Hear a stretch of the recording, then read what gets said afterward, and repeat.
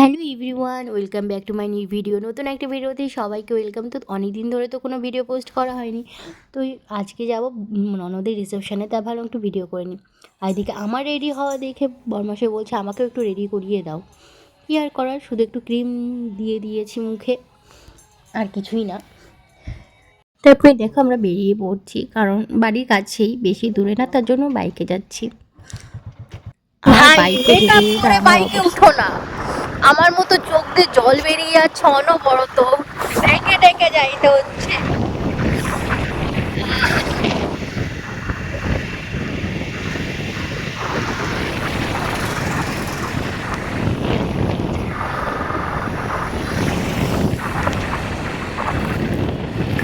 আর যাওয়ার সময় দেখি রাস্তার সাইডে এই যে পাপড়ির চাট বিক্রি করছে, আর এখানে দেখে আমার খিদা পেয়ে গেছে, আর বরমাসে বলেছে খাবে, আর আমি তো কোনো জিনিস না করি না, তাই জন্য বললাম হ্যাঁ। আর এই যে বলতে না বলতে হাতে পেয়ে গেছি, কিন্তু এই দইটা আমার একদম পছন্দ না, কারণ টক দই। ওখান থেকে এসে চলে এসেছি মোমোর দোকানে, কারণ আমাদের দেরি হবে। অ্যাকচুয়ালি আমাদের কর্মযাত্রী এখনও আসেনি, আমরা কর্মযাত্রী হিসেবেই যাবো, তো সেই গাড়িটা এখন আস্তে আস্তে অনেক লেট, তার জন্য কি আর করবো, একটু রাস্তায় দাঁড়িয়ে সব খেয়ে নিই, খিদাও পেয়ে গেছে। ঠিক আছে, আচ্ছা। তো ওখান থেকে আমরা রিসেপশনের সামনে চলে এসেছি, যেখানে রিসেপশন হচ্ছে।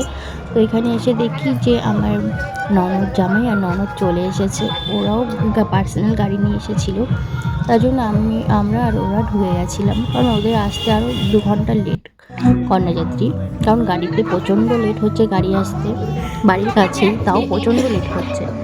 তো আর কী করেন, এই যে আমরা এখন ঢুকে পড়ছি।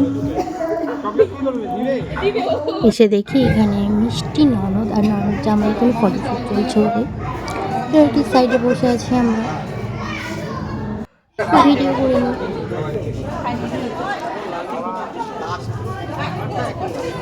ওখান থেকে এসে দেখি আমরা স্টলে এসেছি ফেস ফ্রাই নেওয়ার জন্য, ফেস ফ্রাইটা এখনও ভাজা হয়নি, তাই জন্য আমি চলে গেছি। এখন যাচ্ছি ফুচকা স্টলে। তোমরা কারা কারা ফুচকা খেতে পছন্দ করো অবশ্যই কমেন্টে জানাও। তো ওখান থেকে ফুচকা খেয়ে এসে দেখি এখানে ভালোভাবে চা হচ্ছে, তো নিয়ে নিয়েছি। আর আজকের লোকটা দেখে বলতে কেমন লাগছে। এখানে এসে আমরা এখন খেতে বসে গেছি, কারণ প্রচণ্ড খিদা পেয়ে গেছে, আর রাত 11:30টার মতো বাজে। তো বাড়িতেও যেতে হবে, কারণ বাবু একা একা বাড়িতে রেখে আসছে আমার কাকির কাছে, ওই জন্য একটু টেনশন হচ্ছিল। তো এখন চলে যাচ্ছি আমরা বাড়িতে, অনেকটা লেট হয়ে গেছে।